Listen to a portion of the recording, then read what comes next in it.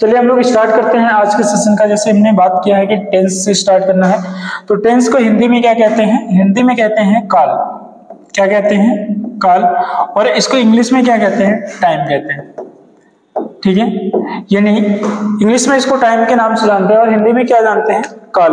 लेकिन यहाँ पे अगर कोई यही पूछ दे आपसे कि व्हाट इज टेंस, तो आप क्या बताएंगे यहाँ पे? ये व्हाट इज टेंस। देखिए ये हमारे पास एक क्वेश्चन है कि व्हाट इज टेंस। टेंस किसे कहेंगे? टेंस होता है क्या है? सबसे बेसिकली बात तो ये है कि जान लेना। अभी तक जो हम लोग जानते आ रहे हैं, टेंस नाम लिया और 3 उसके पार्ट बता दिए, लेकिन सबसे पहले बेसिक पॉइंट है कि हमें ये पता होना चाहिए कि टेंस है क्या। What is the main function या what is the main role of tense. तो टेंस है क्या यहाँ पे जानने के लिए देखिए मैं आपको यहाँ पे डिफाइन करके बताता हूँ। देखिए यहाँ पे लिखा जाएगा जैसे कि tense is the form of verb. Tense is the form of verb. अब यहाँ पे आगे हम जोड़ सकते हैं इसको क्या? which tells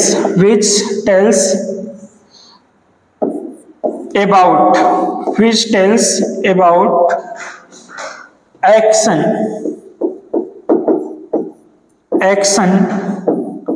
of man or thing। तो जैसे कि अब यहाँ पे आप देख पा रहे हैं कि पूरा लिखा हुआ है कि tense is the form of verb which tells about action of man और थिंग। ठीक है, तो देखेंगे यहाँ पे कि कहा गया है कि tense is the form of verb, यानी काल क्रिया का वह रूप है जो टेल्स मीन्स बताता है, अबाउट मीन्स बारे में, द एक्शन मतलब कार्य के बारे में, ऑफ मैन मतलब आदमी के, और थिंग्स या वस्तु के कार्य के बारे में बताता है। तो आखिर यहाँ पे देखेंगे हम कैसे कह सकते हैं tense is the form of verb, ये क्यों होता है। इसको प्रूव करने के लिए या इसको जानने के लिए हमें एग्जाम्पल्स लेना पड़ेगा। तो आइए मैं लेके बताता हूँ एग्जाम्पल्स। जैसे यहाँ पे हम लेते हैं पहला एग्जाम्पल्स और इस तरीके से हम कहते हैं सी गोज, और दूसरा एग्जाम्पल्स मैंने यहाँ पे लिया है कि क्या हो जाएगा यहाँ पे सी वेंट, और तीसरा क्या है अगर मैंने ले लिया यहाँ पे सी हैज गॉन। तो डियर फ्रेंड यहाँ पे आप देख पा रहे होंगे कि मैंने 3 एग्जाम्पल्स दिया है इस बात को प्रूव करने के लिए कि टेंस है क्या, यानी कि tense is the form of verb. हम ये क्यों कह रहे हैं कि फॉर्म ऑफ वर्ब होता है, यही चीज आपको प्रूव करना है। तो देखिए यहाँ पे लिखा है सी गोज, अर्थात वह जाती है। यहाँ पे आप देख पा रहे होंगे कि वर्ब का कौन सा फॉर्म है? वर्ब का फर्स्ट फॉर्म है। अब यहाँ पे देख पा रहे हैं सी वेंट, अर्थात यहाँ पे कौन सा हो गया? वर्ब का थर्ड फॉर्म मतलब सेकंड फॉर्म हुआ। और यहाँ पे देखिए सी हैज गॉन है, तो यहाँ पे क्या हो रहा है? वर्ब का थर्ड फॉर्म हो गया। तो यानी गाइस यहाँ पे आप देखिए कि ये है फर्स्ट फॉर्म। इसकी मीनिंग क्या होती है? सी गोज वह जाती है, और यहाँ पे क्या है कि सी वेंट वह गई, और यहाँ पे क्या है कि सी हैज गॉन वह जा चुकी है। तो आप यहाँ पे देख पा रहे होंगे आप बिल्कुल स्पष्ट कि तीनों का सब्जेक्ट हमारा क्या है? सी है। तीनों में ही सब्जेक्ट हमने क्या लिया है? सी है।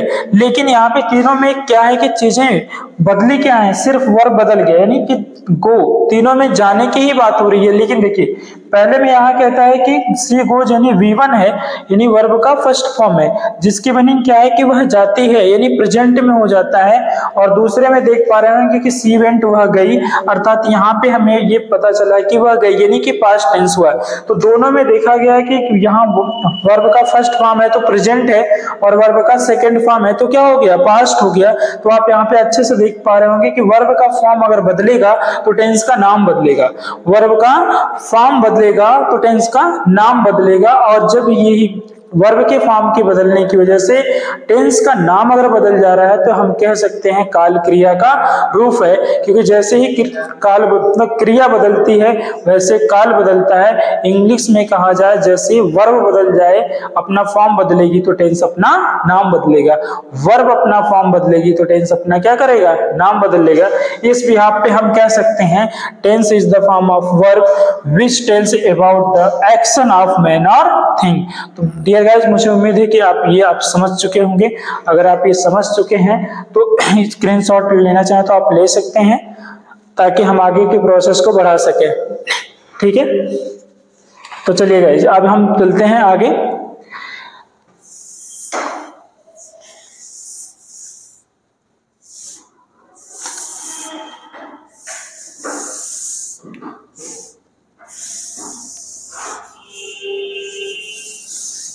चलिए, तो डियर आप मुझे उम्मीद है कि आप समझ लिए कि टेंस क्या होता है एंड टेंस किसे कहते हैं।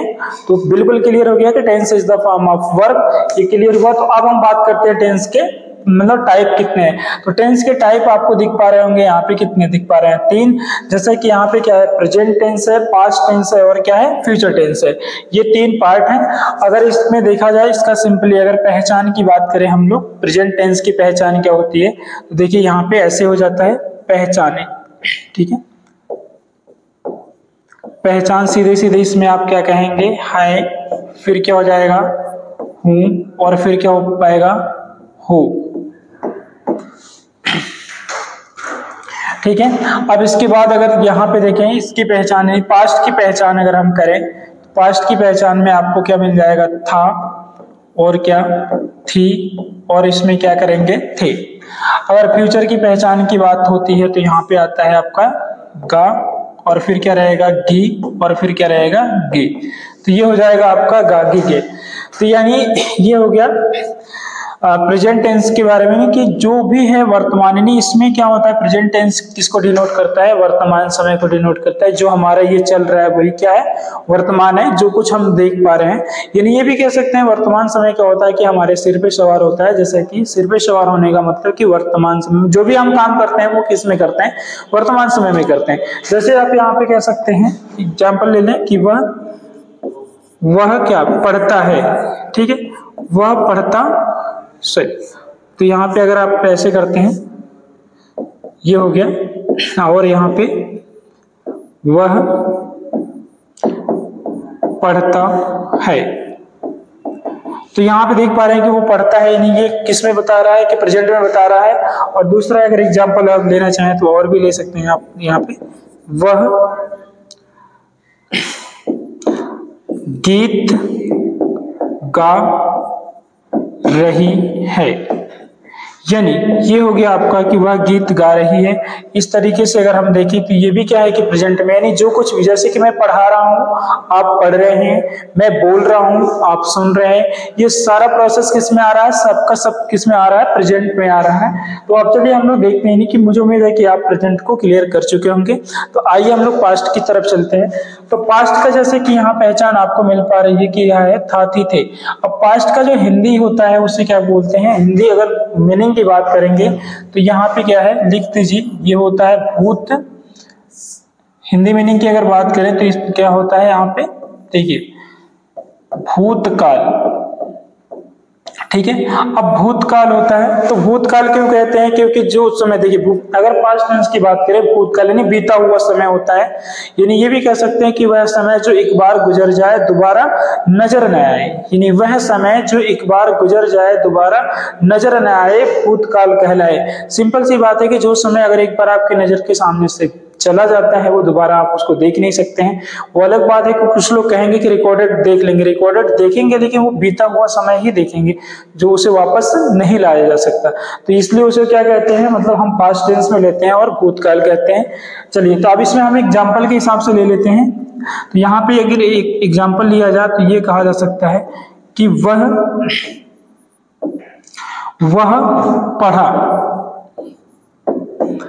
पढ़ा, यानी वो पढ़ा या पढ़ा था, तो ये किस में चला जाएगा, पास्ट में चला जाएगा।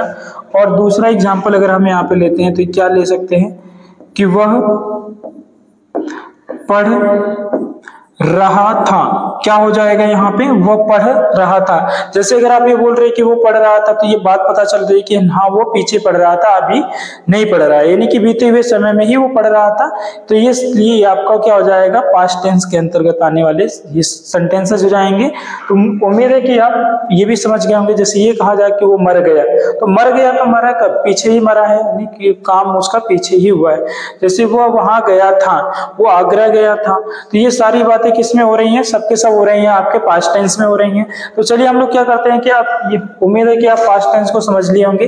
तो हम चलते हैं आगे और लेते हैं नेक्स्ट तो नेक्स्ट हमारे पास क्या है, फ्यूचर। फ्यूचर में देखिए यहाँ पे आपको पहचान के रूप में मैंने बताया है कि फ्यूचर टेंस को पहचानना बड़ा होता है आसान। जिधर दिखता है गागेगे उधर ही होता है फ्यूचर टेंस। जिधर दिखता है गागेगे उधर क्या हो जाता है, फ्यूचर टेंस। यानी गागेगे दिखने का मतलब वो दिखेगा कहाँ, मतलब किसी भी वाक्य के अंत में दिखना चाहिए, यानी लास्ट में दिखना चाहिए। ठीक है फ्रेंड, तो चलिए देखिए यहाँ पे हम लोग ले लेते हैं एक दो एग्जांपल।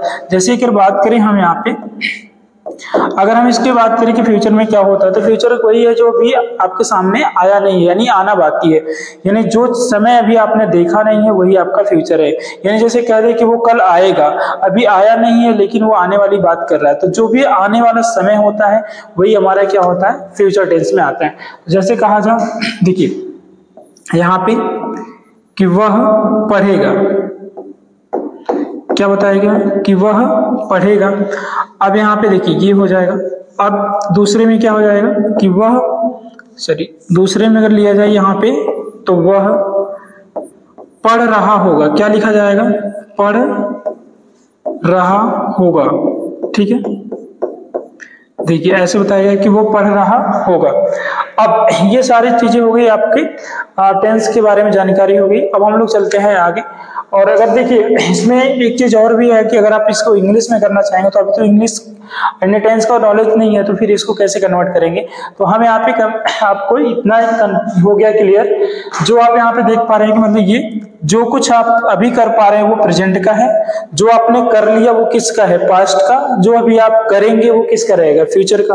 तो चलिए अब लेते हैं हम लोग नेक्स्ट स्लाइड और करते हैं बातें। ठीक है, कि इसमें कितने आते हैं और इसके पार्ट कितने होते हैं और फ्यूचर के कितने पार्ट होते हैं। यानी हमें ये बात करनी है अब आगे चल के कि टेंस के तो 3 पार्ट हैं, अब देखना है कि प्रेजेंट के कितने पार्ट हैं और पास्ट के कितने पार्ट हैं और साथ साथ फ्यूचर के कितने पार्ट हैं। तो इन सारे पार्ट को बात करने के लिए हम लोग चलते हैं नेक्स्ट स्लाइड पे। तो चलिए गाइस हम लोग यहाँ पे बात कर लेते हैं कि प्रेजेंट टेंस के। तो प्रेजेंट टेंस के हमें बात करना है कि पार्ट का, तो हम उस पे करते हैं विचार और बताते हैं इसके पार्ट। तो इसके पार्ट कितने हैं, 4 हैं।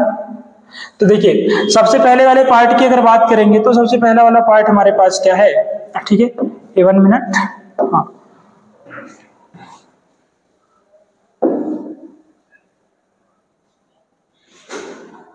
चलिए तो अब हम लोग ये बात करते हैं इसके पार्ट। तो यहाँ पे पार्ट कौन कौन आएगा, सबसे पहला वाला पार्ट हमारे पास आएगा, देखिए पहले वाले पार्ट का नाम क्या होता है, प्रेजेंट। क्या होता है, प्रेजेंट इंडेफिनिट, इंडेफिनिट।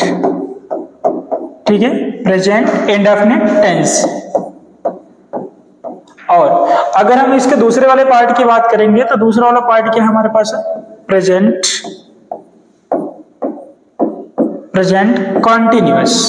क्या होता है, present continuous tense.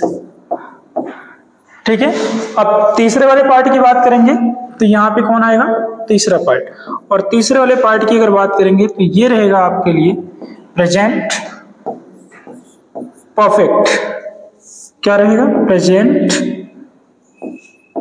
Perfect tense. ठीक है, और चौथे वाले टेंस की अगर बात करेंगे तो चौथा वाला टेंस हमारा रहेगा ये, ठीक है, प्रेजेंट, और फिर क्या आना है, परफेक्ट, और फिर क्या आना है, tense, sorry perfect continuous, perfect continuous tense. तो डियर गाइस ये हो गए हमारे प्रेजेंट टेंस के पार्ट। कितने हैं, 4। हमने सही किया विचार, बताया आपको 4। कौन कौन सा है, प्रेजेंट इंडेफिनिट, इसे आप आए समझे, हाँ, प्रेजेंट इंडेफिनिट टेंस और present continuous tense, present perfect tense और प्रेजेंट परफेक्ट कॉन्टिन्यूअस टेंस।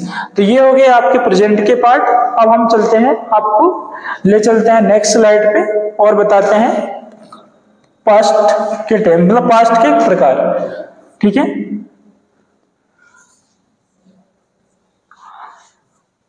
हाँ चलिए, अब हम लोग प्रेजेंट के पार्ट की बात कर लिए, तो सीधे सीधे अब हम लोग बात करते हैं पास्ट टेंस के पार्ट की बात। तो चलिए, पास्ट टेंस में कितने पार्ट होते हैं? सेम है, जितने कि प्रेजेंट टेंस में होते हैं उतने ही किसमें होते हैं? पास्ट टेंस में होते हैं। यानी पास्ट टेंस में भी कितने हैं? 4। तो कर लेते हैं सही विचार।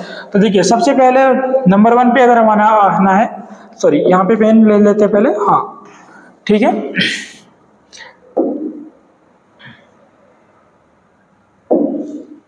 तो चलिए हम लोग बात करते हैं यहाँ पे इसके पार्ट की। तो सबसे पहला पार्ट इसमें कौन आना है? सबसे पहला पार्ट इसमें आ जाना है आपका पास्ट, क्या रहेगा?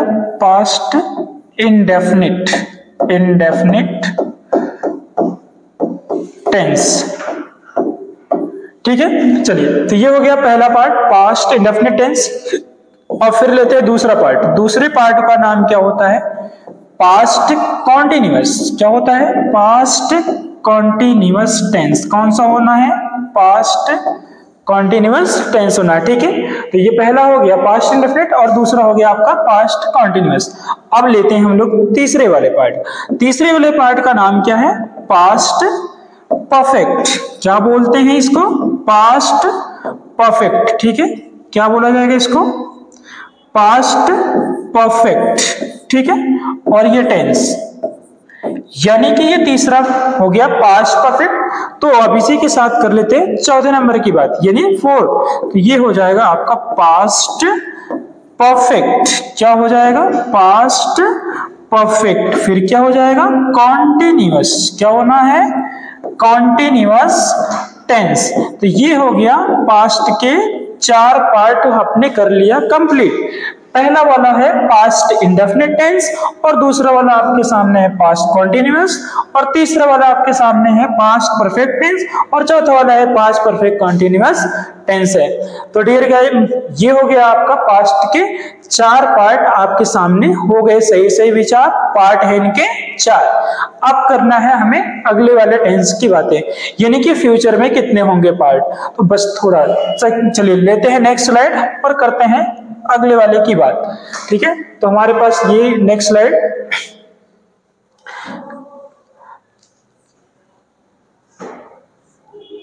हाँ तो ये रहा आपका नेक्स्ट स्लाइड। कौन सा स्लाइड हमारे पास है? नेक्स्ट, यानी फ्यूचर टेंस। अब हम देखेंगे कि फ्यूचर टेंस के कितने हैं पार्ट और उनकी करेंगे पूरा बात। तो ये देखिए, फ्यूचर के भी कितने हैं? 4। सेम, जितना प्रेजेंट के हैं उतना ही पास्ट के हैं, उतना ही किसके हैं? फ्यूचर के। तो आइए इनके पार्ट की बात करते हैं। इसमें सबसे पहला वाला पार्ट होगा, 1 मिनट, हाँ तो पेन हम ले लेते हैं। तो यहाँ पे ये हो गया आपका, ठीक है। तो चलिए स्टार्ट करते हैं। तो इसका फ्यूचर का पहला वाला पार्ट क्या है? पहले वाले पार्ट का नाम है यहाँ पे क्या? फ्यूचर। कौन सा? यानी कि फ्यूचर, फ्यूचर इंडेफिनिट। क्या हो जाएगा यहाँ पे? फ्यूचर इंडेफिनिट, ठीक है। Future indefinite tense. क्या नाम देंगे इसका? फ्यूचर इंडेफिनिट, ठीक है। अब सेकंड वाला क्या हमारे पास आएगा? सेकंड वाला आएगा ये फ्यूचर कॉन्टिन्यूअस। कौन सा न्यूअस होना है भैया? फ्यूचर कॉन्टिन्यूअस टेंस, ठीक है। Future continuous tense. अब तीसरा कौन सा इसमें आना है? तीसरा ये हो जाना है future perfect, future perfect tense. कौन सा टेंस है? Future perfect tense. अब लास्ट वन इसमें कौन सा है? 4th नंबर पे, 4th नंबर पे आएगा ये आपका future perfect, future perfect continuous. कौन सा न्यूअस रहेगा? Continuous tense. ये हो गया आपका फ्यूचर के भी 4 पार्ट आपके सामने हो गए। सही विचार, फ्यूचर के 4 पार्ट।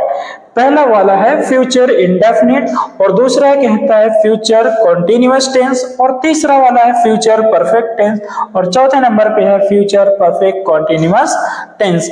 इस प्रकार से फ्रेंड हमने कर लिया सारे टेंस के पार्ट को कवर।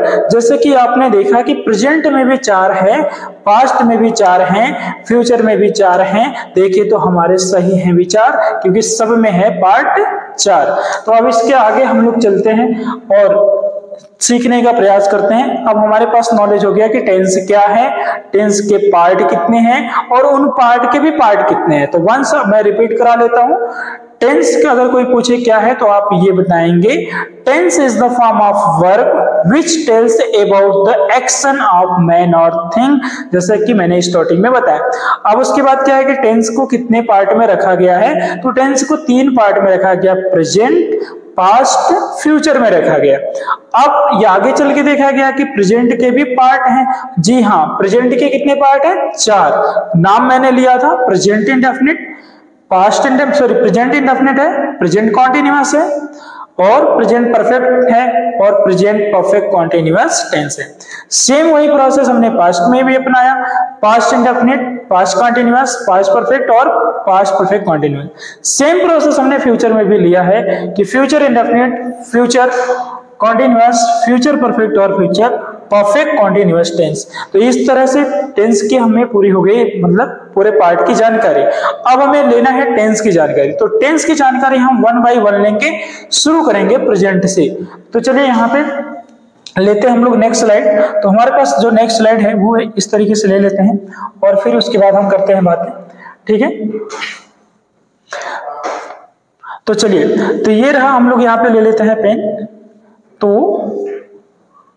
हाँ, ये रही हमारी पेन और हम पेन ले लेते हैं, इसके बाद हम लोग बातें कर रहे हैं। हाँ, ये रहा। तो चलिए, तो डियर गाइस, जैसा कि आज हम लोगों ने टेंस के पूरे पार्ट की चर्चा कर ली, तो अब हम लोग कर लेते हैं एक टेंस की शुरुआत। किसकी करते हैं? टेंस की शुरुआत कर लेते हैं। देखिए, तो हम लोग पहला टेंस सीखेंगे प्रेजेंट से, और प्रेजेंट का पहला टेंस हमारे पास क्या होता है? Present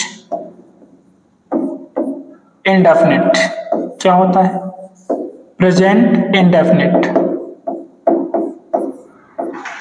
tense. जी हाँ, अब अगर मैं बात करूं प्रेजेंट इंडेफिनिट, प्रेजेंट इंडेफिनिट का जो हिंदी मीनिंग होगा वो होगा आपके लिए वर्तमान अनिश्चित काल। क्या? वर्तमान अनिश्चित काल। अब देखिए, सबसे इंपॉर्टेंट होता है कि प्रेजेंट इंडेफिनिट की अगर जब भी बात करें या किसी भी टेंस की बात करें तो सबसे पहले क्यों ना करें कि इसकी पहचान क्या होगी, क्योंकि पहचान से ही तो हमें समझ में आएगा कि टेंस है क्या, और पहचान से ही हम आगे बढ़ेंगे। तो पहचान क्या है? आई होप आप लोग समझ पा रहे हैं कि पहचान क्या है, और कुछ लोग तो बिल्कुल पहले से इससे जानकारी रखे हैं और परिचित है, तो कोई बात नहीं। चलिए, तो मैं जहां तक सोच पा रहा हूं कि इसमें अगर देखा जाए कि पहचान की, तो नॉर्मली सभी लोग बताते हैं क्या? ता है, ती है, ते है। ता आता है, ता है, ती है, ते है आते हैं तो प्रेजेंट इंडेफिनिट हो जाते हैं, लेकिन ऐसा नहीं है। बहुत सब जगह पे आप देखेंगे कि ता है, ती है आता है, लेकिन वो पूरी तरह से प्रेजेंट इंडेफिनिट नहीं होता है। क्या नहीं होता है? Present indefinite. जैसे अगर मैं कुछ बात करूं यहाँ पे एग्जांपल्स के थ्रू, अगर मैं ये कहता हूं यह एक छाता है, अगर ये पूछा जाए यह एक छाता है, और एक सेंटेंस मैंने और भी दे दिया, जैसे मान लीजिए सपोज कि वह जाता है, वह जाता है, ठीक है। अगर मैंने ये कह दिया वह जाता है, तो देखिएगा इस बिल्कुल ये है दो चीज हमारे पास। ये एक जगह कहता है कि यह एक छाता है, तो यहां पर भी ता है और यहां पर भी ता है, लेकिन मैं ये कह सकता हूं कि इसमें दो का दोनों इंडेफिनिट नहीं है। क्या आप समझ पा रहे हैं? बिल्कुल मुझे उम्मीद है कि आप समझ पा रहे होंगे कि ये इंडेफिनिट नहीं है। लेकिन अगर हम बात करें उस सामान्य वाली परिभाषा से, जो ता है, ती है, ते है आने पे प्रेजेंट इंडेफिनिट समझ लेते हैं, वहां पे ये गलती हो सकती है। क्योंकि देखिए, यहां पर ता है, ये क्या है कि नाउन है, और यहाँ पे ता क्या है? ये क्या है? वर्ब है। तो बस यही मैं मुझे समझाना और बताना है। पहचान को एक अच्छे ढंग से पहचानने का प्रयास करें, तभी आप एक अच्छा टेंस को पकड़ पाएंगे, और तभी आप उसको, यहाँ पे मैं आपको बताता हूं कि क्या है डिफरेंट सामान्य बातों में और क्या डिफरेंट है एक एनालिसिस के बाद पढ़ने में। तो आइए देखिए, यहाँ पे मैं आपको पहचान दिखाता हूं। अभी मैं पहचान लिख देता हूं, यानी कि फिर उसके बाद मैं अंतर दिखाता हूं। ये देखिए रहेगा रिकॉग्निशन। अब यहाँ पे अगर हम बात करें रिकॉग्निशन, तो रिकॉग्निशन में क्या होता है, पहचान। इसकी हिंदी पहचान मैं लिख नहीं रहा हूं, समझ जाइएगा, ठीक है। अब देखिए ये हो गया ता है, क्या है, ता है, और फिर क्या है, ती है, यानी ता है, फिर क्या लिखेंगे, ती है, और फिर क्या हो जाएगा आपका, ते है, ठीक है। यानी ता है, ती है, ते है। फिर इसके बाद आपको कहना पड़ेगा कि तथा, फिर क्या कहना पड़ेगा, तथा, ता, ता वाला शब्द, क्या बोलना पड़ेगा, ता वाला शब्द क्रिया हो, क्या हो, क्रिया हो, ठीक है। ता वाला शब्द क्या हो, क्रिया हो। यानी ये पहली बात याद रखनी है पहचान में कि ता है, ती है, ते आए, लेकिन ता वाला शब्द क्या होना चाहिए, क्रिया होना चाहिए। जब ता वाला शब्द क्रिया होगा तभी वो प्रेजेंट इंडेफिनिट होगा, अदरवाइज वो प्रेजेंट इंडेफिनिट नहीं होगा, ठीक है। अब देखिए यहाँ पे हम ले लेते हैं दूसरी, यहाँ पे कैसे, ये कहता है कि यह एक छाता है, तो यानी कि ये ता है, आया जरूर है, लेकिन ये ता वाला क्रिया नहीं है, यानी नाउन है, तो ये प्रेजेंट इंडेफिनिट नहीं है। अब देखिए ये क्या है कि वह जाता है, तो यहाँ पे ये क्या है, ता वाला शब्द क्या है, वर्ब है, तो ये वाला प्रेजेंट इंडेफिनिट का पार्ट है। अब आप सेंटेंस बहुत सारा बोल सकते हैं, वह जाता है, वह खाता है, पीता है, सोता है, नाचता है, दौड़ता है, इस तरीके से आप बहुत सारे वर्ड बोलेंगे, सब का सब प्रेजेंट इंडेफिनिट में आएगा। सिंपल बात तो ये है कि जिस ता है, ती है का शब्द, यानी वो शब्द क्या हो, क्रिया हो, तो वही आपका प्रेजेंट इंडेफिनिट होता है। तो आइए हम लोग बातें करते हैं, अब इसको हम हटा देते हैं, इन एग्जांपल्स को अब हम लोग लेते हैं। चलिए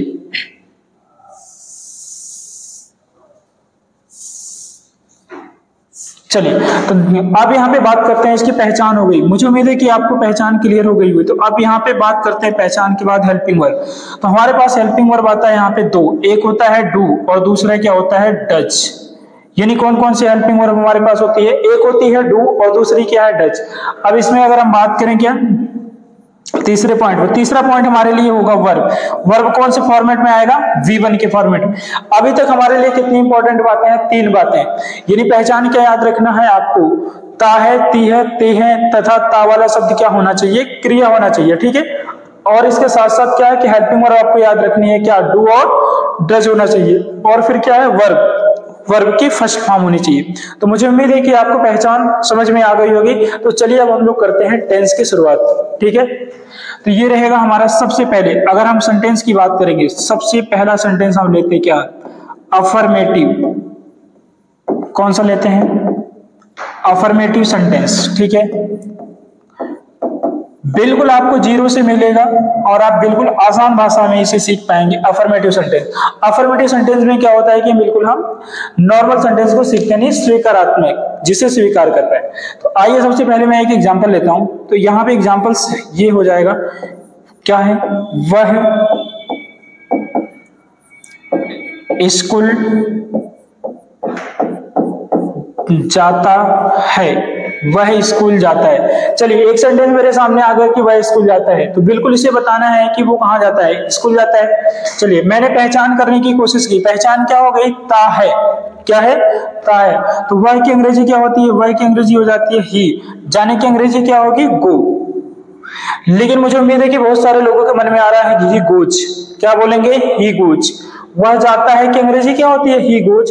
हर कोई बोल लेता है, लेकिन मेरे को ये तो कोई बताए कि यहाँ पे ईएस मैं क्यों लगाऊं, मतलब यहाँ पे मैं ईएस क्यों लगाऊं। तो देखिए इसका जवाब आप देने में थोड़े से असमर्थ हो सकते हैं, लेकिन अगर बात करें यहाँ पे देखिए ही गोज क्यों किया जाए, क्योंकि यहाँ पर है एक प्रोसेस होता है इंग्लिश का, इंग्लिश का एक प्रोसेस आपको जानना बहुत ही जरूरी है। ये प्रोसेस ये है, यहाँ पे जरा ध्यान दें कि अगर आपका ये सब्जेक्ट और इधर क्या है, वर्ब, अगर सब्जेक्ट आपका सिंगुलर है तो वर्ब भी क्या होनी चाहिए, सिंगुलर। सब्जेक्ट अगर प्लूरल है तो वर्ब भी क्या होनी चाहिए, प्लूरल। अब यहाँ पे आप देख पा रहे हैं कि आपका सब्जेक्ट क्या है, सिंगुलर। तो मैं आपको बता दूं यहाँ पे एक इंपॉर्टेंट बात कि जो आपका क्या रहता है, जरा यहाँ पे देखिएगा, यहाँ पे चल के कि जो ये वर्ब होती है आपकी, ये वर्ब क्या होती है, always, verb always in plural form. कौन से फॉर्म में होती है, प्लूरल फॉर्म। यानी आपने याद रखा कि verb always in plural form. तो जो वर्ब हमारी होती है वो प्लूरल फॉर्म होती है, उसको सिंगुलर बनाने के लिए हम वर्ब में यस या ईएस लगाते हैं। जैसा नॉर्मली हमें पता है कि किसी नाउन में, जैसे यहाँ पे देख लीजिए, अगर एक नाउन लेते हैं, हमने क्या लिया बॉय, अगर इसका प्लूरल चाहिए तो कोई दिक्कत नहीं है, यस लगा दिया, यानी ये सिंगुलर है और ये क्या है, प्लूरल है। लेकिन ये चीज किस पे डिपेंड करती है, ये नाउन के लिए है। लेकिन अगर वर्ब की बात करेंगे तो वर्ब क्या है, गो, ये ऑलरेडी ही क्या होती है, प्लूरल। इसको सिंगुलर बनाने के लिए हम क्या लगाते हैं, यस, यानी ईएस लगाते हैं। तो एक बात आप याद रख लीजिए कि किसी भी नाउन में अगर यस या ईएस लगेगा तो वो प्लूरल बनेगा, लेकिन किसी वर्ब में अगर यस या ईएस लगेगा तो वो किसके लिए लगाया जाता है, उसे सिंगुलर बनाने के लिए। अब देखिए यही रीजन है कि हमारे यहाँ पे देखिए सब्जेक्ट सिंगुलर है तो वर्ब को सिंगुलर करना है, क्योंकि वर्ब हमेशा किसमें होती है, प्लूरल। तो यहाँ की वर्ब क्या है, प्लूरल है, इसको सिंगुलर बनाना था, इसलिए हमें ईएस लगाना है। अब बात आएगी कि ईएस लगेगा कैसे, तो इस बात को जानने के लिए आप थोड़ा सा दीजिए ध्यान। यहाँ पे देखिए, अगर किसी भी वर्ब के लास्ट में S, S H, C H O और एक्स, फिर से देखिएगा, ध्यान दीजिएगा, किसी भी वर्ब के लास्ट में S, S H, C H O X अगर आता है तो वहां पर वर्ब में क्या लगाया जाता है, वर्ब में आपको जोड़ना पड़ता है, वर्ब में आप जोड़ेंगे क्या, ई और एस जोड़ेंगे। तो इस बात को ध्यान में रखेंगे कि जब भी आपके पास किसी भी वर्ब में वर्ब के लास्ट लेटर, किसी भी वर्ब का last letter S, S H, C H O X आता है तो उस वाली वर्ब में हम ईएस जोड़कर उसको सिंगुलर बनाते हैं। अगर ऐसा नहीं होता तो दूसरे वाले प्लेटफॉर्म पे क्या करते हैं, नहीं दूसरा, अगर कोई अदर लेटर आए, कौन सा लेटर आए, अदर लेटर हो जाए तो आप सिर्फ वर्ब में क्या ऐड कर पाएंगे, एस। ध्यान दीजिएगा कि अगर अदर लेटर हुआ तो आप यस करेंगे, लेकिन अगर इन पांचों में से मिलेगा तो आप ईएस लगाएंगे। यही रीजन है कि यहां पर हम क्या लगाते हैं, ईएस लगाते हैं। लगाते आ रहे हैं, बोलते आ रहे हैं, ही गोज, वह जाता, लेकिन ये पता लगाना मुश्किल है कि ईएस क्यों लगता है, कैसे लगता है। तो मुझे उम्मीद है कि आपको क्लियर हो गया, क्यों का जवाब है सिंगुलर, मतलब प्लूरल से सिंगुलर बनाना था, और कैसे लगता है, यानी S H C H O X आता है तो क्या हो जाता है, वहां पे ईएस लग जाता है। चलिए अब क्या करते हैं हम लोग, यहाँ पे किसी भी स्थान पे जाने के पहले टू आता है, इसलिए यहाँ हो गया टू। अब यहाँ क्या हो जाएगा, स्कूल।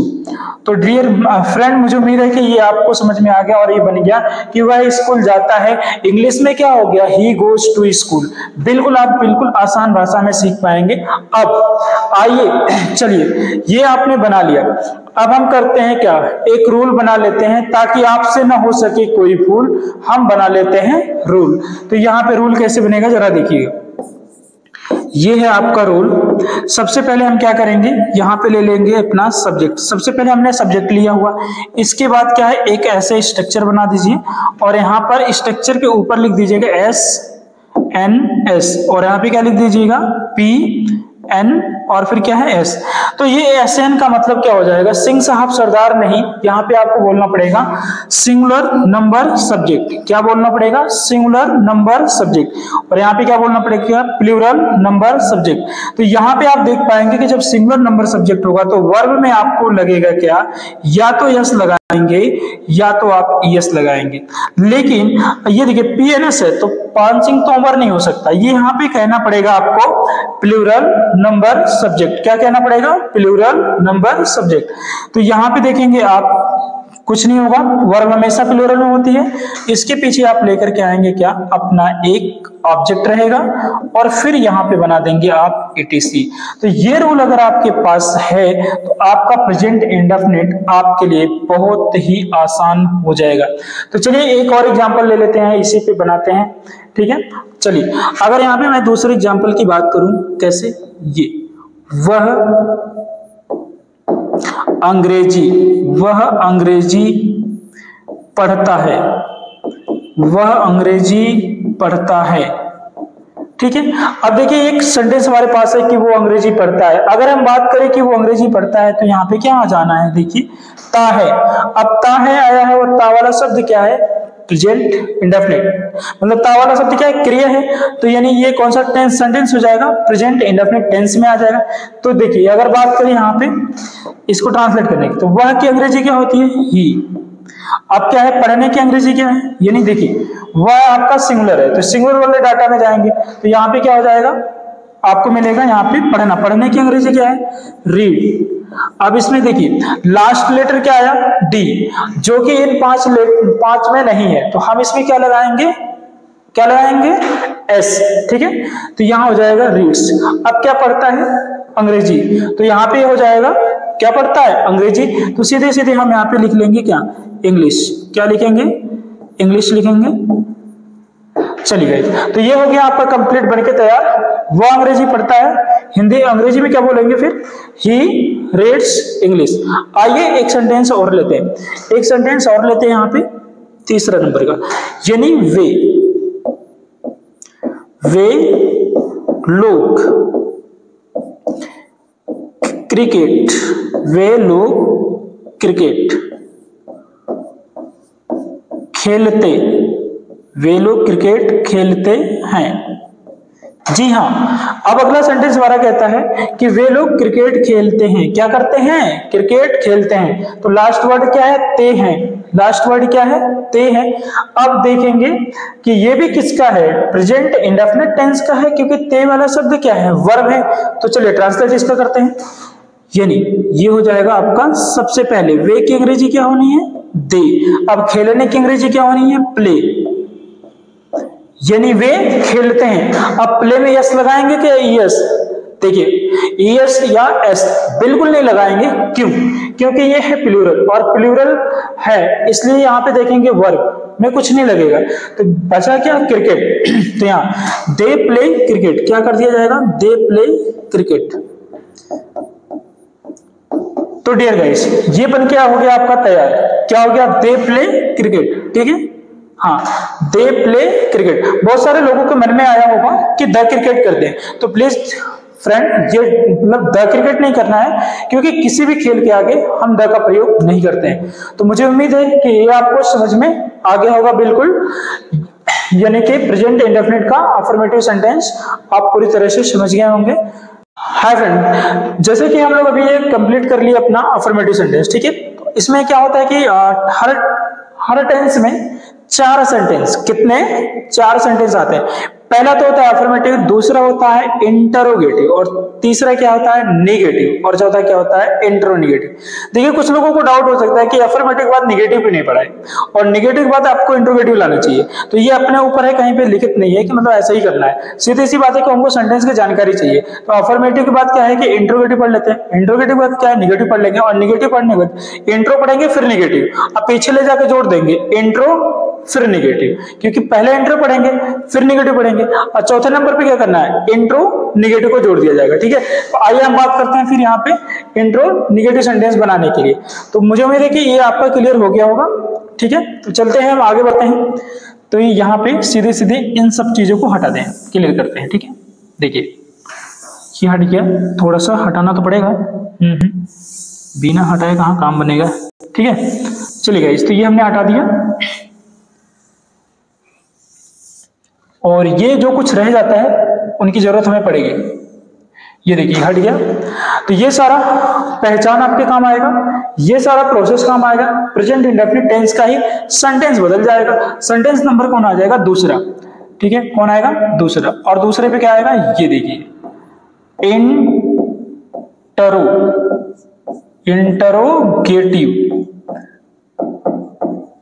ये रहा इंटरोगेटिव सेंटेंस।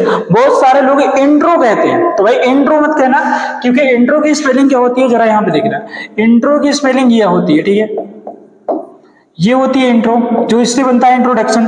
आप क्यों इससे गलत पढ़ते हैं ये मेरे को समझ में नहीं आता, आज तक नहीं आया समझ में, बाकी आप लोग देखना है कि ये लिखा है क्या, इंटर हमारे लोग अक्सर पढ़ते आते हैं, इंटरमीडिएट है ना, इंटर कॉलेज। लेकिन बताओ इंटर तो पढ़ लिया, इंटर के पीछे क्या है, एक आर है, तो उससे भी क्या मिलेगा, र मिलेगा, फिर क्या है, ओ। तो इंटर यानी क्या होना चाहिए, इंटरो होना चाहिए, तो इंटरोगेटिव कहना है, ना कि इंट्रो। तो इंट्रो बिल्कुल नहीं कहना भाई, वो गलत हो जाएगा, ठीक है। तो ये सेंटेंस हो गया आपका इंट्रोगेटिव। यानी इसकी हिंदी की बात करूं मैं तो प्रश्नवाचक वाक्य। क्या है? प्रश्नवाचक वाक्य। अब आइए देखते हैं प्रश्नवाचक वाक्य क्या होता है, प्रश्न कैसे बनता है। वैसे तो आपके सामने आएगा प्रश्न इंग्लिश में दो तरीके से कैसे पूछे जाते हैं। एक प्रश्न होता है जो क्या से शुरू होता है, और एक प्रश्नवाचक वाक्य ऐसा होता है जो बीच में आता है, कब, क्यों, कहां, कैसे, ठीक है। तो अभी हम लोग फिलहाल बात करेंगे उस वाले प्रश्नवाचक यानी टाइप 1 जो क्या से शुरू होगा। वो कैसे बनेगा, आइए मेरे साथ बने रहिए। देखिए मैं कैसे बताता हूं। यहां पे अगर मैं बात करूं उसको बनाने के लिए जो क्या से शुरू होता है, तो कुछ तो करना नहीं है, जरा ध्यान से देखेंगे। हाँ, ये मेरे पास एक अफर्मेटिव सेंटेंस है। आपको समझ में आ रहा होगा कि सर ने वही क्यों लिखा है, तो उसका रीजन है यहां पे कुछ मत करिए। एक साधारण वाक्य है जो आपके पास एक सकारात्मक है, उसी के आगे क्या करिए ना, सीधे सीधे आप क्या जोड़ दीजिए, क्या, और जोड़ने के बाद ना पढ़ दीजिए। क्या वह स्कूल जाता है? मुझे समझ में आता है क्या वह स्कूल जाता है, क्योंकि ये प्रश्नवाचक वाक्य हो जाता है। तो कैसे हो गया, क्या वह स्कूल जाता है। तो यहां पे क्या करेंगे, ये तो हटेगा, ओहो ये भी हट गया, चलिए कोई बात नहीं, फिर से लिखते हैं। ये देखिए ये रहेगा है, ठीक है, और ये हो गया क्वेश्चन मार्क, एक प्रश्न बन गया। अब ये प्रश्न बन गया तो हमारे मन का ये दिक्कत है कि कैसे बनेगा, कैसे ट्रांसलेट करेंगे।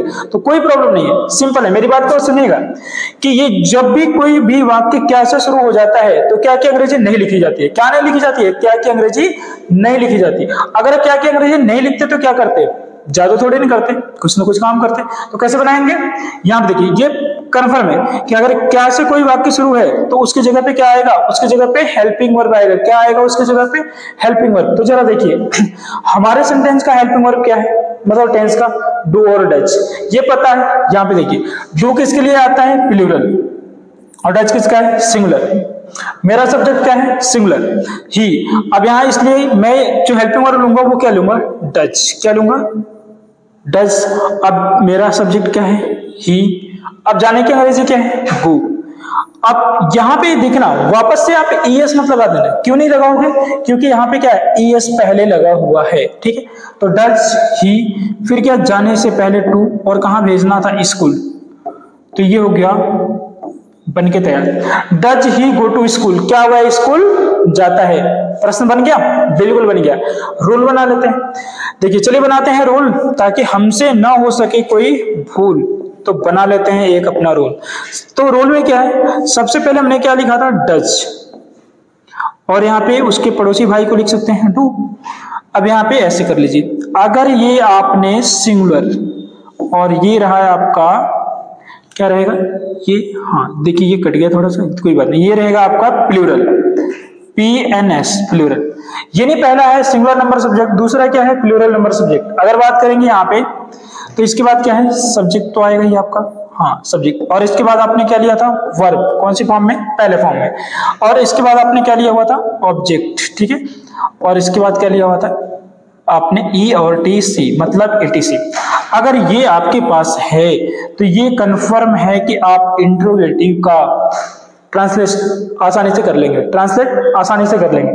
तो चलिए लेते हैं हम लोग नेक्स्ट नंबर। यहाँ पे क्या है हमारे पास, वह अंग्रेजी पढ़ता है, ठीक है, वह अंग्रेजी पढ़ता है। अब चूंकि अभी तक ये हमारा अफर्मेटिव है, ठीक है, और इसको बनाना क्या है हमको, इंट्रोगेटिव। तो यहाँ कैसे बनाएंगे, जरा देखिए, यहां बनाएंगे हम आसानी से। तो सेम प्रक्रिया कि एक आप क्या हमारे पास है साधारण वाक्य, इसमें क्या कर देते हैं, क्या शब्द लगा देते हैं, क्या लगा देते हैं, और यहां पे भी क्या लगा देते हैं, ठीक है। देखिए अब जब दोनों जगह क्या है तो ये प्रश्न का भाव दे रहा है, और प्रश्न का भाव देगा तो ये बन जाएगा। देखिए प्रश्न का भाव दे रहा है कि नहीं, ये दूसरा और ये तीसरा, ठीक है। ये क्या हुआ, अंग्रेजी पढ़ता है, क्या हुआ, अंग्रेजी पढ़ता है। प्रश्न जैसा लगता है, प्रश्न महसूस हो रहा है, कोई बात नहीं, प्रश्न है तो लगेगा ही।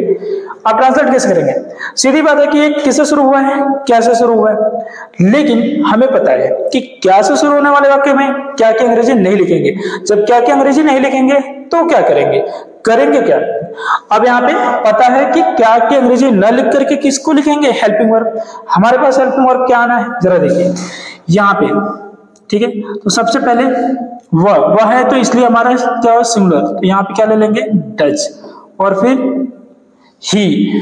अब डज ही की बात क्या जाना, पढ़ना, पढ़ने की अंग्रेजी क्या होती है, रीड। क्या पढ़ने की बात कर रहा था, इंग्लिश, क्या पढ़ेगा ये, इंग्लिश। अब यहाँ पे लगा दीजिए क्वेश्चन मार्क। तो क्या बन गया आपका, डज ही रीड इंग्लिश, क्या वो अंग्रेजी पढ़ता है, क्या वो अंग्रेजी पढ़ता है। तो नेक्स्ट ले लेते हैं हम लोग, क्या वे लोग क्रिकेट खेलते हैं। ये भी एक प्रश्न है, क्योंकि क्या से शुरू हुआ है, तो क्लियर तो है कि क्या की अंग्रेजी नहीं लिखनी है, और क्या की अंग्रेजी नहीं लिखनी है तो क्या करनी है, वहां पे हमें हेल्पिंग वर्ब चाहिए।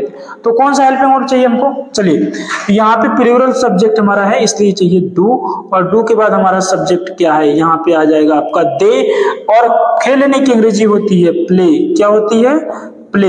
और क्या खेलने की बात कर रहा था, क्रिकेट, तो ये हो गया आपका क्रिकेट, ठीक है, ये नहीं, चलिए, तो ये हो गया आपका क्रिकेट। तो देखिए, डू दे प्ले क्रिकेट, क्या बन गया आपका, डू दे प्ले क्रिकेट। तो डियर गाइस, मुझे उम्मीद है कि आपको ये इंटरोगेटिव का सेंटेंस समझ में आ गया होगा कि कुछ नहीं करना है, अफर्मेटिव के हिंदी वाले वाक्य में क्या लगाना है, और इंग्लिश वाले में हेल्पिंग वर्ब को पहले रख देना है। तो चलिए बिना देर के हुए अब हम आगे चलते हैं। यदि आप स्क्रीनशॉट लेना चाहते हैं तो ले सकते हैं इसका, 30 सेकंड आपके पास है, क्योंकि फिर हमें करनी है शुरुआत अगले वाले सेंटेंस की। टेंस यही रहेगा, सेंटेंस अगला हो जाना है। तो चलिए अब चलते हैं हम आगे, ठीक है। ये रहा, आपको कुछ तो यहां से हटाना पड़ेगा, ये जो हमें हटाने की आवश्यकता है वो हटा देते हैं, ठीक, और जो हटाने की आवश्यकता नहीं है उसे रहने देते हैं। चलिए ठीक है, तो ये भी हट जाएगा, और ये भी हटा देते हैं, यहां से इन सबको भी हटाते हैं, ठीक है। चलिए गाइस, तो ये हमने हटा लिया। अब हमें करनी है कुछ आगे की बातें। चलिए भाई, मैं इसको फिर से एक बार क्लियर करता हूं, ठीक है, बिल्कुल हम फिर से कर लेते हैं। हाँ चलिए, तो अब गाइस ये हमारा इंट्रोगेटिव हट जाएगा ना, क्योंकि हमें तो अगला सीखना है। चलिए, तो अगले में क्या आना है, तीसरे नंबर पे, तीसरे नंबर पे आएगा हमारे सामने नी, और फिर क्या, गेटिव, क्या रहेगा, निगेटिव सेंटेंस। कौन सा सेंटेंस, निगेटिव सेंटेंस, जिसे हम क्या कहते हैं, नकारात्मक वाक्य, ठीक है। और नकारात्मक वाक्य होता है क्या, जिसमें नहीं आए या निषेध का भाव प्रकट हो। निषेध बोलो तो विरोध का, यानी विरोध, जैसे मैं नहीं करूंगा, मैं नहीं पढ़ूंगा, मैं नहीं पढ़ता हूं, मैं वहां नहीं जाता हूं, तो ये सब जिसमें नहीं है वो निगेटिव है। तो उम्मीद है कि समझ गए होंगे। तो आइए देखिए, तो सीधी सी बात है, लेते हैं हम लोग एग्जाम्पल यहाँ पे ऐसे सीधी सी सेंटेंस वही रखेंगे जो हम अब तक सीखते आ रहे हैं। वह स्कूल नहीं जाता है, वह स्कूल नहीं जाता है। कैसा सेंटेंस है, निगेटिव, कैसे पता चला, नहीं लगा। और टेंस कौन सा है, प्रेजेंट इंडेफिनिट, कैसे पता चला, ता है। चलिए ट्रांसलेट करते हैं, वह स्कूल नहीं जाता, वह की अंग्रेजी क्या है, ही, और फिर निगेटिव है तो हेल्पिंग वर्ब आएगा पहले, तो क्या हो जाएगा यहाँ पे, डज, ठीक है, ही डज, मतलब नहीं के लिए क्या होना है, नॉट, तो ही डज नॉट, क्या नहीं करता है, जाना, जाने की अंग्रेजी क्या है, गो, तो ही डज नॉट गो, कहाँ नहीं जाता है, टू, तो फिर क्या हो जाना है, स्कूल। पूरा का पूरा क्या लिखेंगे, ये पढ़िए, वह स्कूल नहीं जाता, ट्रांसलेट क्या होता है, he does not go to school, वह स्कूल नहीं जाता। तो इंग्लिश में कैसे बोलेंगे, he does not go to school. तो चलिए डियर गाइस, मुझे उम्मीद है कि आप इसे समझ गए होंगे। तो एक रूल बना लेते हैं, क्या, ऐसे हमारे पास रूल, ताकि हमसे ना हो सके कोई भूल। तो ये रहा आपका, सबसे पहले आपने लिया था क्या, सब्जेक्ट, और उस सब्जेक्ट लेने के बाद आपने कुछ करा था ऐसे, कैसे, ऐसे। तो ये रहा आपका एस मतलब SNS, और ये रहा आपका PNS। अब SN अगर है तो यहाँ पे आप क्या लेकर आएंगे, अपना हेल्पिंग वर्ब डज, और प्लूरल हुआ तो डू, और इन दोनों के साथ आपके क्या लगाना पड़ता, जो आपने लगाया क्या, नॉट, और इसके बाद आपने लिया था वर्ब का पहला फॉर्म, और उस पहले फॉर्म के बाद आपने लिया ऑब्जेक्ट, और उस ऑब्जेक्ट के बाद आपने लिया था ET और C। तो ये रहा आपके सामने, ठीक है, क्लियर हो गया। चलिए, तो अब क्या करते हैं, हम लोग लेते हैं एक और एग्जांपल निगेटिव का, ठीक है। जैसे दूसरा एग्जांपल हमारे पास ये पहला है, तो दूसरा एग्जांपल, ठीक है, यहां से थोड़ा सा ऐसे कर लेते हैं, हाँ ये इसको ऐसे, तो यहाँ पे दूसरा एग्जांपल यहाँ लेते हैं, थोड़ा सा इसमें सुधार कम है, ठीक है। तो यहाँ पे लेते हैं वह अंग्रेजी, क्या अंग्रेजी, वह अंग्रेजी नहीं पढ़ता है, वह अंग्रेजी नहीं पढ़ता है, ठीक, ये हो गया। अब तीसरा बना लेते हैं हम लोग कि वे लोग क्रिकेट, क्या क्रिकेट, सॉरी, वे लोग क्रिकेट नहीं खेलते, वे लोग क्रिकेट नहीं खेलते हैं। क्या बोला गया कि वे लोग क्रिकेट नहीं खेलते। बिल्कुल, यहाँ पे आपके पास निगेटिव सेंटेंस बन के हैं तैयार, जिसका हमें करना है ट्रांसलेशन, तो कर लेंगे ना, दिक्कत किस बात की है। चलिए, बिल्कुल आपको पहचानने आ गया, निगेटिव समझने आ गया, रूल आपके सामने आ गया, तो बनाने में किस बात की है प्रॉब्लम, सब कुछ आया आसान। चलिए, तो वह अंग्रेजी नहीं पढ़ता, तो ट्रांसलेशन में सबसे पहले क्या लाएंगे हम, वह की अंग्रेजी ही, फिर क्या होना है, सिंगुलर है तो ये डज, और डज है तो फिर क्या नॉट। पढ़ने की अंग्रेजी क्या है, रीड, और फिर क्या नहीं पढ़ने की बात हो रही है, English, clear. He does not read English, क्या हो गया, ही does not read English, he does not read English.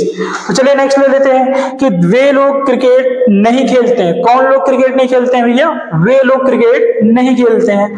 तो यहां पे ट्रांसलेशन क्या होना है, दे डू नॉट, फिर क्या प्ले, क्या नहीं खेलते, क्रिकेट, क्लियर। सॉरी, यहां पे रहेगा फुल स्टॉप, हाँ क्रिकेट, ठीक है। सॉरी, इसको फिर से हम लिख देते हैं, क्रिकेट। देखिए, तो ये हो गया आपका दे, मतलब they do not play cricket, वे लोग क्रिकेट नहीं खेलते हैं। तो डियर फ्रेंड, मुझे उम्मीद है कि आपको ये नेगेटिव सेंटेंस भी समझ में आ गया होगा। तो बस थोड़ा सा और बचा है, और थोड़ा का मतलब कि 1 पार्ट और बचा सेंटेंस का, तो चलिए हम लोग उसे भी कर लेते हैं कंप्लीट। क्या करते हैं, उसे भी करते हैं कंप्लीट है। तो आइए, चलिए, अगर आप स्क्रीनशॉट लेना चाहते हो तो ले सकते हैं, बस 30 सेकंड का टाइम है, फिर तो आगे हमें चलना है और बताना है आपको, है ना। तो डियर गाइस, ये हो गया आपका। चलिए अभी करते हैं इसे इरेज, जो हमारे लिए इंपॉर्टेंट है उसे क्या कर देते हैं, इरेज कर देते हैं। सॉरी, मैंने ऐसे ही इरेज कर दिया, इरेज तो करना ही नहीं चाहिए, बन जाएगा। आइए, तो ये रहा अपना सब्जेक्ट है, ठीक है।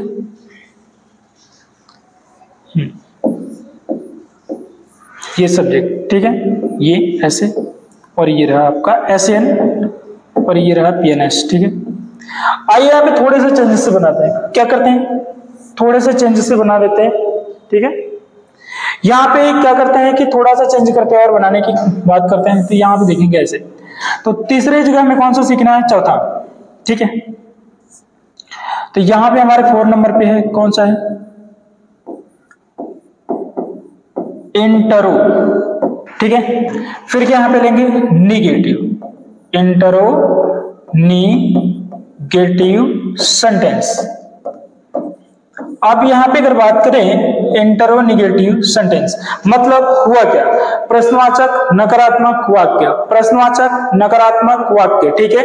अब प्रश्नवाचक नकारात्मक वाक्य का मतलब कि प्रश्न भी होना चाहिए, साथ साथ उसमें नहीं भी आना चाहिए, नहीं भी हो और प्रश्न भी हो, ऐसा कुछ काम करना है। तो आइए, पूरा का पूरा बहुत ज्यादा माइंड लगाने की जरूरत नहीं है, थोड़े से चेंजेस से हम सीख लेते हैं, थोड़े से परिवर्तन, एक छोटा सा करेंगे परिवर्तन, निगेटिव को बना के दिखाएंगे इंट्रोगेटिव। क्या करेंगे, निगेटिव को इंट्रोगेटिव में परिवर्तित करके दिखाएंगे। तो हिंदी में क्या करना है और इंग्लिश में क्या करना है, दोनों जगह देखिए। ये आपके पास क्या है, एक नकारात्मक वाक्य, वह स्कूल नहीं जाता, क्लियर है, डाउट सबको क्लियर है कि ये नकारात्मक, यानी पूरी तरह से आपको कंफर्म है। मैं क्या करता हूं कि सीधे सीधे इसमें एक परिवर्तन करता हूं। वो परिवर्तन क्या है कि इसमें मैं सीधे सीधे क्या करूंगा, एक बस ये शब्द जोड़ दूंगा। अब क्या मैंने जोड़ दिया, क्या, अब जरा पढ़ के तो दिखाइए। यानी जब आप इसे पढ़ेंगे, क्या वह स्कूल नहीं जाता, तो यहां आपको मिलेगा, क्या मिलेगा, चलिए तो ये है मिट गया, मैं इसे फिर से लिख देता हूं, ठीक है। तो यानी ये देखिए, क्या हुआ स्कूल नहीं जाता, तो यहाँ पे हमें दोनों ही मिल जाता, यानी कि क्या से प्रश्न है और नहीं से नेगेटिव है, यानी नकारात्मक है। तो प्रश्न भी है और नहीं भी है, और जब प्रश्न और नहीं दोनों होते हैं साथ, तो उसी को अंग्रेजी में कहते हैं इंट्रोनिगेटिव सेंटेंस कहते हैं। क्या कहते हैं, इंट्रोनिगेटिव सेंटेंस कहते हैं। आइए अब इसको हम लोग ट्रांसलेट करते हैं। ये बात आपको पता है कि जब भी कोई किसी भी वाक्य की शुरुआत क्या से होती है, तो क्या की अंग्रेजी नहीं लिखी जाती है।